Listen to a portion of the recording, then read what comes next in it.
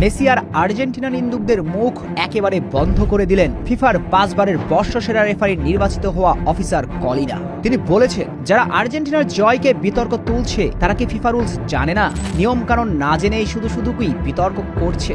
যিনি 5 বার ফিফার বর্ষসেরা রেফারি নির্বাচিত হয়েছেন, তার এমন স্টেটমেন্টের পর আর্জেন্টিনার এই জয়ের বিতর্ক তোলার আর কোনো সুযোগ নেই। কারণ সে সাক্ষাৎকারে কলিনা বলেছেন, মিশর ম্যাচে যা হয়েছে তা একদমই ফেয়ার, ফুটবলের রুলস মেনেই সব সিদ্ধান্ত নিয়েছে রেফারিরা।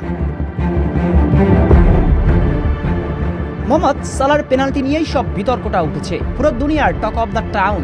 আর্জেন্টিনাকে নাকি জেতাতে সহযোগিতা করেছে ফিফা, অথচ দেখা যায় মিশর তারকা সালাহ যখন বলের নিয়ন্ত্রণ হারায় তখনই আলভারেজের পা স্পর্শ করেছিল।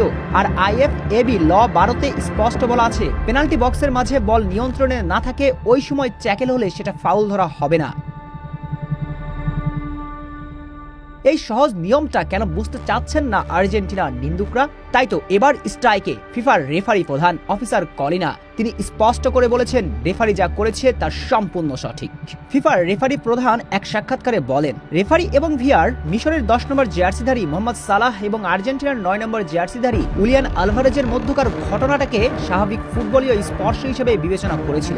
সালার পায়ে বল থাকা অবস্থায় কোনোভাবেই আলভারেজের পা স্পর্শ করেনি, বলের নিয়ন্ত্রণ হারায় সালাহ, তাই নিয়ম অনুযায়ী এটা ফাউল নয়। আর ফিফার রেফারি প্রধানের এমন স্টেটমেন্টের পর আর্জেন্টিনার এই জয় নিয়ে বিতর্ক তোলার আর কোনো সুযোগ আছে কি?